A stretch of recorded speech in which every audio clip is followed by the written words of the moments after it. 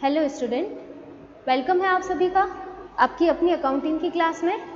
हमारा टॉपिक चल रहा है मैनेजमेंट अकाउंटिंग का रेशियो एनालिसिस। और प्रीवियस वीडियो लेक्चर में हमने कौन सा रेशियो डिस्कस किए थे? प्रॉफिटेबिलिटी नहीं, कैपिटल स्ट्रक्चर और लॉन्ग टर्म सॉल्वेंसी रेशियो। ठीक है, ये हमने डिस्कस किए थे प्रीवियस वीडियो लेक्चर में। देखिए, ये देखा था हमने यहाँ से कैपिटल स्ट्रक्चर और लॉन्ग टर्म सॉल्वेंसी रेशियो देखा था। उसके बाद में हमने अब स्टार्ट करना है कौन सा? Investment analysis ratio. ठीक है, इन्वेस्टमेंट एनालिसिस रेशियो को हम क्या कह सकते हैं? विनियोग विश्लेषण अनुपात। क्या कहेंगे? विनियोग विश्लेषण अनुपात। इसकी एक अलग से ही कैटेगरी बनाई है। ठीक है, विनियोग जो हमने क्लासिफिकेशन देखे थे on the basis of objective, उसके अलावा इसको एक और कैटेगराइज किया गया है, विनियोग विश्लेषण अनुपात। हिंदी में इन्हें कहते हैं विनियोग विश्लेषण अनुपात। ठीक है, अब देखिए इन्वेस्टमेंट एनालिसिस रेशियो में कौन कौन से रेशियो आते हैं। तो सबसे पहले नंबर रेशियो की अगर हम बात करें तो कौन सा रेशियो आता है? अर्निंग्स पर शेयर, जिसे दूसरा नाम क्या है? Short name EPS. क्या कहेंगे? Earning per share. हिंदी में कहते हैं प्रति अंश अर्जन या फिर प्रति अंश आय। ये जो सारे रेशियोज हम देखेंगे इन्वेस्टमेंट एनालिसिस रेशियो, इनका जो बेसिकली रिलेशन होता है वो किससे होता है? जो अर्निंग ऑन शेयर्स होती है। ठीक है, शेयर के ऊपर जो अर्निंग होती है उससे ये रिलेशन रखते हैं, इसीलिए इनको इन्वेस्टमेंट एनालिसिस रेशियो भी कहते हैं। ठीक है, तो पहला रेशियो हमारे सामने आ रहा है अर्निंग पर शेयर, ईपीएस। ठीक है, अर्निंग पर शेयर, इसे हम कहेंगे प्रति अंश अर्जन। क्या कहेंगे? प्रति अंश अर्जन। अब देखिए इसका फॉर्मूला क्या होता है? फॉर्मूला इसका होता है profit after interest and tax. ठीक है, प्रॉफिट कैसे लेना है आपको?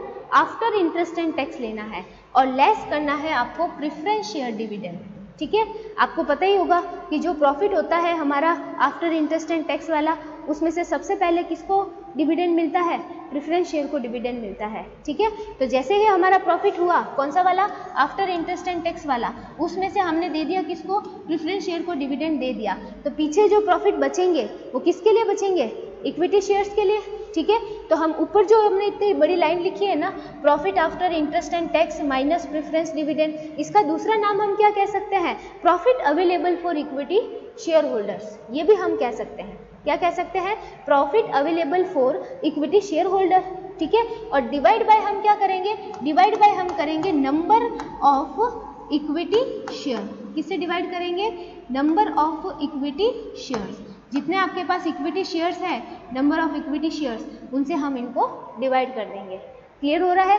तो ये इसका फॉर्मूला है, profit after interest and tax minus preference dividend, या फिर profit available for equity share holder divide by number of equity shares. ठीक है, दूसरा नंबर का फॉर्मूला हमारे पास कौन सा आता है? दूसरा नंबर का फॉर्मूला आता है डिविडेंड पर शेयर। ठीक है, डिविडेंड पर शेयर, जिसका नाम है डीपीएस। क्या नाम है? डीपीएस, डिविडेंड पर शेयर, प्रति अंश लाभांश। क्या कहेंगे हम? प्रति अंश लाभांश। ठीक है, या प्रति अंश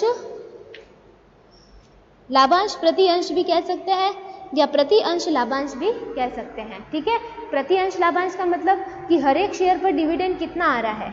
ठीक है, वो हम देखेंगे। तो इसका क्या फॉर्मूला रहेगा?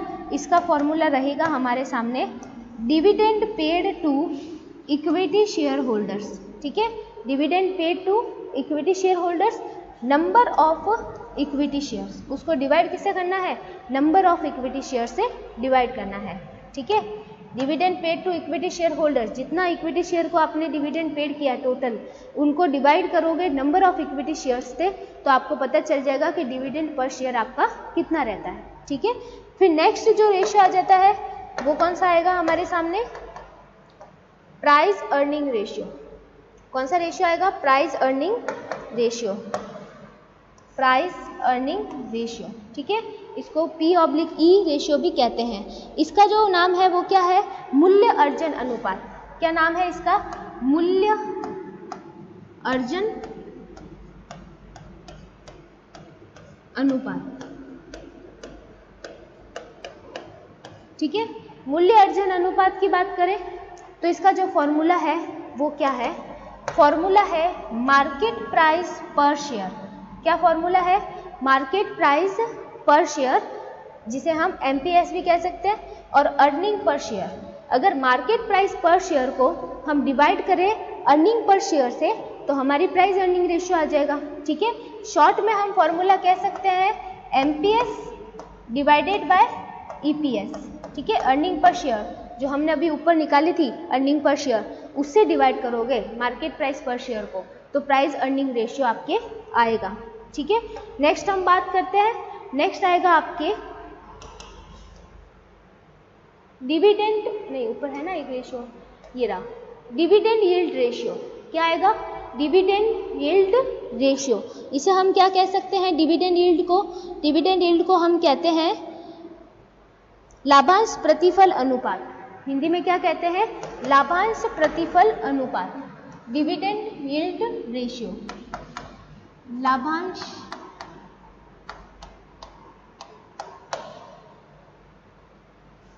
प्रतिफल या लाभांश अर्जन भी कह सकते हैं, प्रतिफल अनुपात इसका नाम है।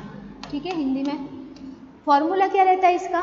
फॉर्मूला देखिए, फॉर्मूला रहता है डिविडेंड पर शेयर। क्या फॉर्मूला रहेगा? Dividend per share divide by market price per share. ठीक है, अगर डिविडेंड पर शेयर को आप डिवाइड करोगे मार्केट प्राइस पर शेयर से तो और इंटू करना है आपको 100। ये आपके कैसे आएगा? परसेंटेज में आएगा। ठीक है, ये आपके परसेंटेज में आएगा। फॉर्मूला रहेगा DPS अपॉन MPS इंटू 100। ठीक है, DPS अपॉन MPS इंटू 100। गीत की तरह आपको याद करने पड़ेंगे फॉर्मूले। ठीक है, फिर बात करते हैं हम नेक्स्ट की। नेक्स्ट है डिविडेंड पे आउट रेशियो। क्या कहेंगे? डिविडेंड पे आउट रेशियो, जिसका नाम क्या रहेगा? लाभांश भुगतान अनुपात। क्या नाम रहेगा इसका? लाभांश भुगतान अनुपात। ठीक है, लाभांश भुगतान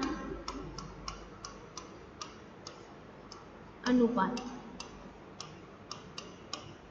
ये आपका इसका नाम है। फॉर्मूला देखें तो क्या है फॉर्मूला इसका? फॉर्मूला बड़ा इजी है, dividend per share upon earning per share into 100। अब देखिए DPS अपॉन EPS इंटू 100। क्या इसका formula? DPS upon EPS into 100। ठीक है, ये फॉर्मूला है इसका शॉर्ट में। फिर देखिए इसका क्या था? DPS अपॉन MPS इंटू 100 और इसका है DPS अपॉन EPS इंटू 100। ठीक है, फिर आपके आ जाता है और रेशियो।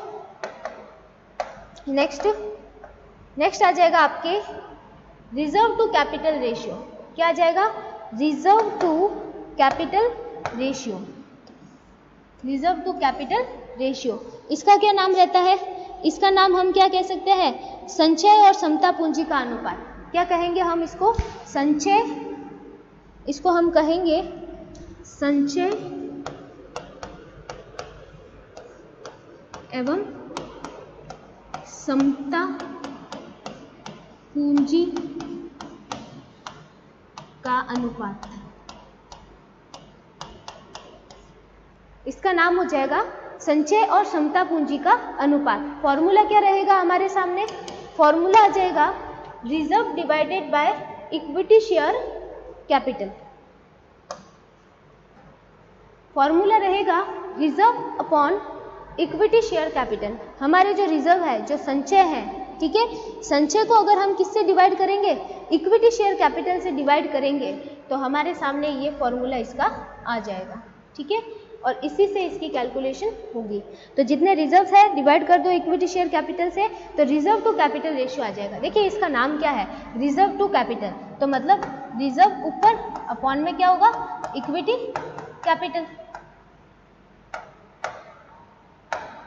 Equity capital. ठीक है, तो ये इसका रेशियो हो जाएगा।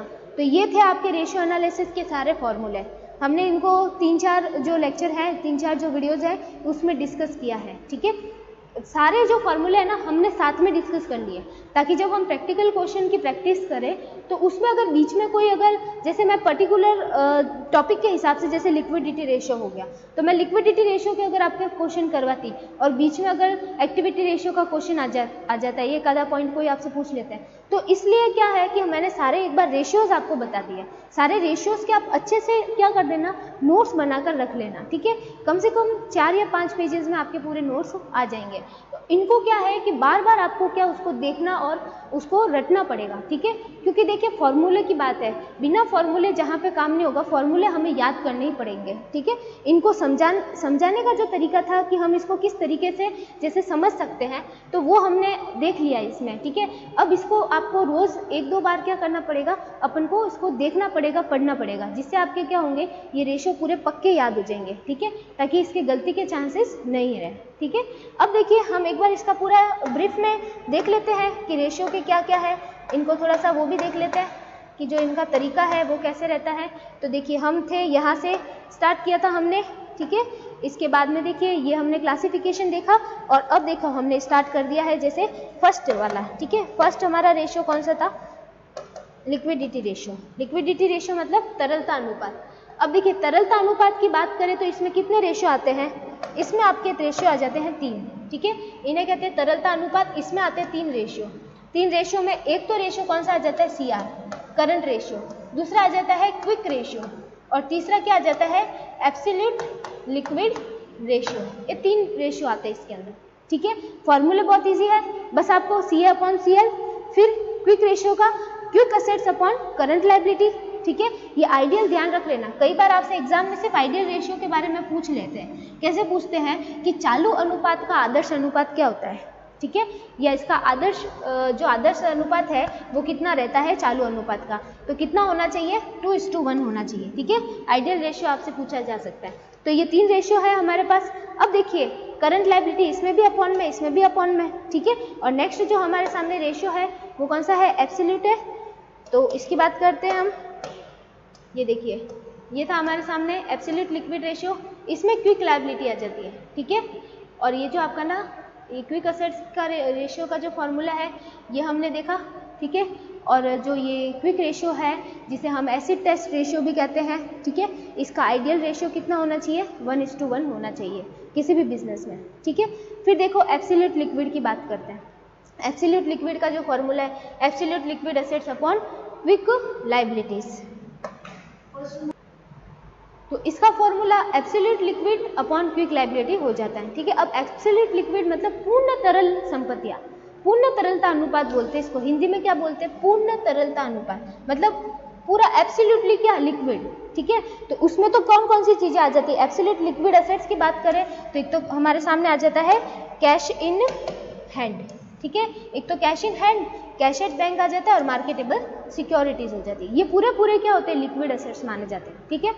इसके बाद एक इंपॉर्टेंट फार्मूला ध्यान रखना पड़ेगा आपको, वर्किंग कैपिटल, ठीक है।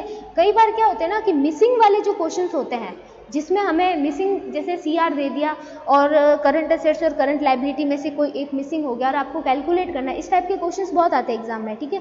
तो इससे रिलेटेड जो क्वेश्चंस होते हैं ना वहाँ पे हमें वर्किंग कैपिटल के फॉर्मूले की बहुत ज़रूरत पड़ती है। तो बहुत ईजी फॉर्मूला इसका, current assets minus current liability, ठीक है।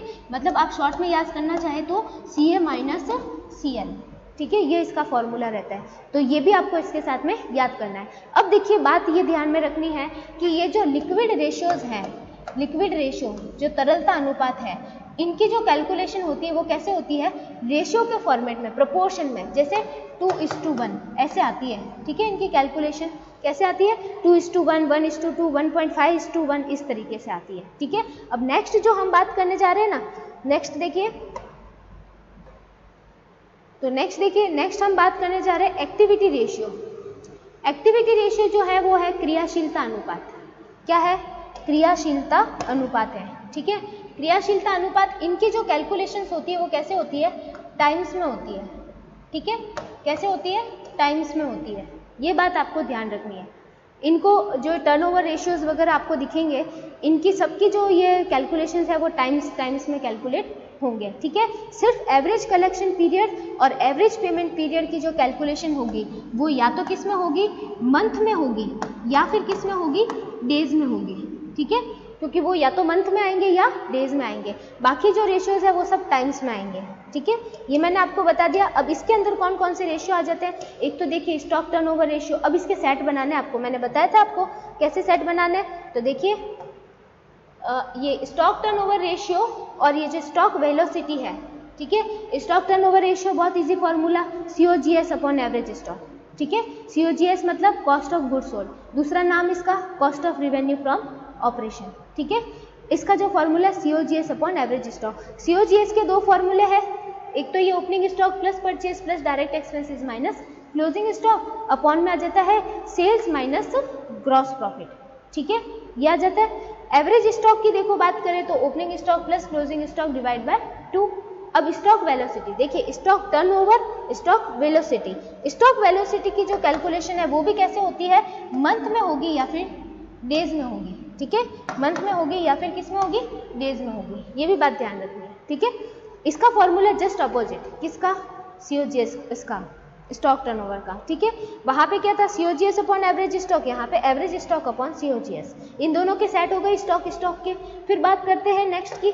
नेक्स्ट आ जाएंगे हमारे डेटर और एवरेज कलेक्शन पीरियड, इन दोनों का अपना सेट है, ठीक है, इन दोनों का अपना सेट है।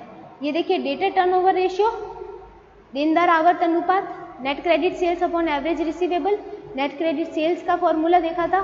फिर ये एवरेज कलेक्शन पीरियड, ये दोनों क्या है, एक दूसरे के अपोजिट है, ठीक है। तो डेटर हो गया, एवरेज कलेक्शन पीरियड हो गया। कलेक्शन किससे होता है, डेटर से ही होता है। तो डेटर और एवरेज कलेक्शन पीरियड, इनके फॉर्मूले एक दूसरे के अपोजिशन में है, बस इसमें ये नंबर ऑफ मंथ और डेज नया आ जाता है, ठीक है, ये बात आपको ध्यान रखनी। फिर आपको देखो क्रेडिटेड टर्नओवर की बात करें तो इसमें भी इसका फॉर्मूला नेट क्रेडिट परचेज पर बेस करता है, ठीक है, और इसके साथ में सेट किसका आ जाता है, एवरेज पेमेंट पीरियड का। ये देखिए एवरेज पेमेंट पीरियड का सेट आ जाता है, ये एक दूसरे के अपोजिशन में है। अब ये जो चार हम देख रहे हैं कौन कौन से, टोटल असेट्स टर्नओवर रेशियो, ठीक है, इसके बाद fix assets turnover ratio, current assets turnover ratio, working capital turnover ratio और कैपिटल एम्प्लॉयड टर्नओवर रेशियो, ये और इसके आगे कैपिटल एम्प्लॉयड है, ठीक है। ये जो चार रेशियोज हैं ये सब टर्नओवर है। अब आपसे कैसे पूछा जाए, इनमें कॉमन फॉर्मूला है, COGS और नेट सेल्स सब में ऊपर कॉमन है, ठीक है। देख रहे हैं आप COGS अपॉन नेट सेल्स यहाँ पे आ जा रहा है, ये देखिए यहाँ पे दिख रहा है आपको और यहाँ पे दिख रहा है, ठीक है, इनमें कॉमन है सब में। कैपिटल एम्प्लॉयड टर्नओवर में भी ऊपर क्या है आपके, COGS या फिर नेट सेल्स है। अब अपॉन में जो पूछे आपसे, अगर फिक्स असेट्स टर्नओवर पूछे तो अपॉन में fix assets, current assets turnover पूछे तो अपॉन में करंट असेट्स, और वर्किंग कैपिटल पूछे तो वर्किंग कैपिटल, और अगर आपसे पूछे क्या, अगर आपसे पूछे कैपिटल एम्प्लॉयड तो अपॉन में क्या आ जाएगी आपके, कैपिटल एम्प्लॉयड, ठीक है। बाकी COGS और नेट सेल कॉमन है, तो चार के इनके सेट बना लो, बाकी उनके दो दो के सेट बना लो तो याद हो जाएंगे। फिक्टिशियस एसेट्स क्या होते हैं ये हमने देखे। फिर देखिए आ जाता है प्रॉफिटेबिलिटी रेशियो, प्रॉफिटेबिलिटी लाभदायिकता अनुपात, ये दो तरीके से याद रखना है। कुछ तो है बेस्ड ऑन सेल्स, ठीक है, फाइल जो है 5 रेशियो वो तो आपके क्या है, बेस्ड ऑन सेल्स, जो कि विक्रय पर आधारित है, ठीक है। विक्रय पर आधारित मतलब जिनकी कैलकुलेशन सेल्स पे होगी, तो इनके लिए मोस्ट कॉमन क्या रहेगा, सबके अपॉन में नेट सेल रहेगा, ठीक है। और इनकी जो कैलकुलेशंस होती है वो कैसे होती है, परसेंटेज में होती है। कैसे होती है, परसेंटेज में आएंगे, सब में इंटू 100 है ना, तो परसेंटेज में आएंगे, ठीक है। और सबसे मोस्ट कॉमन बात बेस्ड ऑन सेल्स की, सबके अपॉन में क्या है, नेट सेल्स है, ठीक है। अब जैसे ग्रॉस प्रॉफिट का रेशियो पूछा जाए तो gross profit upon net cell, अगर ऑपरेटिंग रेशियो पूछा जाए तो operating cost upon net sale, ठीक है। और देखिए बात करते हैं हम, ऑपरेटिंग कॉस्ट हो गया, ऑपरेटिंग रेशियो का operating cost upon net cell into 100। Next बात करेंगे हम, अच्छा ये इक्विटी शेयर होल्डर फंड हो गया। नेक्स्ट देखते हैं,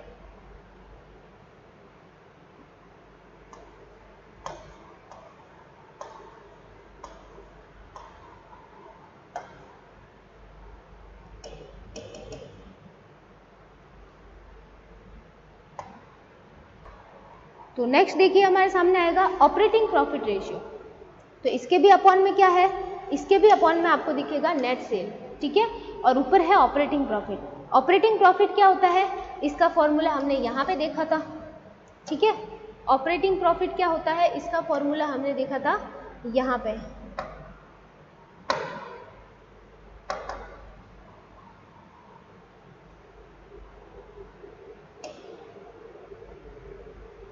ये देखिए, ये ऑपरेटिंग प्रॉफिट का फॉर्मूला है, gross profit minus operating expenses. फिर ऑपरेटिंग एक्सपेंसेस रेशियो, तो operating expenses upon net sale, और net profit ratio net profit upon net sale, ठीक है। तो जो बेस्ड ऑन सेल्स है उनके अपॉन में सब में बेस क्या बना हुआ है, नेट सेल बना हुआ है, ठीक है। ये आपको ध्यान रखना है, और इनकी कैलकुलेशन परसेंटेज में होगी। बेस्ड ऑन कैपिटल, तो ये जो कैपिटल है इनमें जो मोस्ट कॉमन चीज रहेगी बेस्ड ऑन कैपिटल में, इसमें सब में ऊपर नेट प्रॉफिट बिफोर या फिर आफ्टर टैक्स होगा, ठीक है। और इनटू सब में 100 है, तो मतलब ये भी परसेंटेज में आएंगे। अब क्योंकि बेस्ड ऑन कैपिटल है तो इनके बेसिस में बेसिकली क्या आएगी, कैपिटल आएगी। तो सबसे पहली capital return on capital employed, तो अपॉन में पहली कैपिटल आपके क्या आ जाएगी, ये कैपिटल एम्प्लॉयड, ठीक है। दूसरी की बात करें तो return on share holder fund, share holder fund भी तो एक तरह की कैपिटल ही है, ठीक है। अब ये क्योंकि बेस्ड ऑन कैपिटल है तो बेस में क्या है, कैपिटल्स है अलग अलग तरह की, एक तो कैपिटल एम्प्लॉयड, एक आ जाएगी शेयर होल्डर फंड, ठीक है। और ऊपर क्या है, नेट प्रॉफिट कॉमन है सब में। अब किसी में बिफोर है और किसी में आफ्टर है, तो ये बात आपको थोड़ी ध्यान रखनी पड़ेगी, किस में बिफोर है और किस में आफ्टर है, ठीक है। अब चलते हैं हम आगे, नेक्स्ट देखिए, शेयर होल्डर फंड हो गया, return on share holder fund. फिर रिटर्न ऑन इक्विटी कैपिटल, ठीक है, ये भी एक तरह की कैपिटल है। तो नेट प्रॉफिट तो इसमें भी कॉमन है, net profit after interest and tax आ जाएगा, और अपॉन में इक्विटी कैपिटल आ जाएगी, ठीक है। इसके बाद नेक्स्ट की बात करेंगे हम, तो देखिए ये तो कौन सा था, हाँ नेक्स्ट आ जाएगा हमारे return on equity share holder fund, ठीक है। फिर आ जाएगा return on equity share holder fund. तो नेट प्रॉफिट इसमें भी कॉमन है, ऊपर देखिए, ऊपर सब में नेट प्रॉफिट आफ्टर है या बिफोर है बस, और अपॉन में जिसके ऊपर कहा जाए रिटर्न, किस पे कहा है, जैसे return on equity share holder fund का, तो on equity share holder fund. और इक्विटी शेयर होल्डर फंड क्या होता है, इसका फॉर्मूला मैंने आपको बताया। फिर रिटर्न ऑन टोटल एसेट्स, इस बार ऑन टोटल एसेट्स बोला ना, तो अपॉन में ऑन टोटल एसेट्स आ जाएंगे, टेंजिबल एसेट्स, और ऊपर तो है ही नेट प्रॉफिट आफ्टर टैक्स। तो किस में आफ्टर है और किस में बिफोर है, ये एक बात ध्यान रखनी है आपको, ठीक है। तो ये हो गए कौन से थे, प्रॉफिटेबिलिटी। और फिर इसके बाद में हमने देखे थे, ये वाले, ये है कैपिटल स्ट्रक्चर रेशियो। ये कौन से है हमारे, कैपिटल स्ट्रक्चर रेशियो, जो कि इससे प्रीवियस वीडियो में हमने देखे थे। डेप्ट इक्विटी रेशियो, डेप्ट अपॉन इक्विटी, ठीक है, proprietary ratio, solvency ratio, fix assets ratio, और फिर आ जाएंगे अपने गियरिंग रेशियो, ठीक है। और फिर हमारे पास आ जाएंगे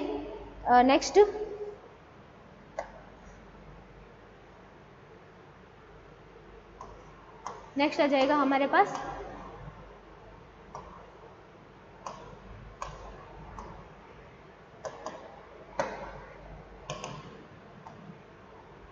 प्रेफरेंस डिविडेंड कवरेज रेशियो।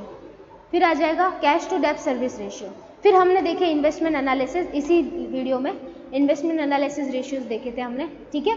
इनके फॉर्मूले भी आपको याद करने की जो ट्रिक है वो बनानी है। जैसे अर्निंग पर शेयर है, तो पर शेयर कितनी अर्निंग होगी, जो प्रेफरेंस शेयर का डिविडेंड माइनस करने के बाद प्रॉफिट बचता है उसको नंबर ऑफ इक्विटी शेयर से डिवाइड करो, तो पर इक्विटी शेयर कितना अर्निंग होगा वो पता चल जाएगा। डिविडेंड पर शेयर निकालना है, तो dividend paid to equity share holder, आपने जो डिविडेंड पेड किया है इक्विटी शेयर होल्डर को, उसको डिवाइड कर दो नंबर ऑफ इक्विटी शेयर से।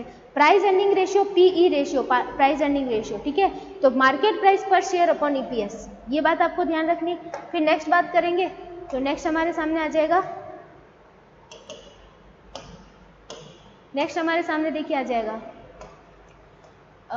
ये आ जाएगा डिविडेंड यील्ड रेशियो, ठीक है। तो dividend per share divide by market price per share into 100। फिर dividend pay out ratio, DPS upon EPS into 100, और रिजर्व टू कैपिटल रेशियो। ये आपके सारे रेशियोज के फॉर्मूले हैं, ठीक है। मैंने आपको जो हार्डली बता सकती थी सारे कुछ बता दिए हैं, ठीक है। बस आपको इनको याद रखना है और इनको अच्छे से लिख करके और इन्हें रोज पढ़ना है ताकि इसमें गलती नहीं हो, ठीक है। बाकी आपके क्वेश्चन जिनको फॉर्मूले याद होंगे उनसे क्वेश्चन बहुत ईजी तरीके से हो जाएंगे, ठीक है। तो बाकी इसके जो प्रैक्टिकल क्वेश्चंस है वो हम नेक्स्ट वीडियो लेक्चर के अंदर डिस्कस करेंगे। Okay, thank you so much.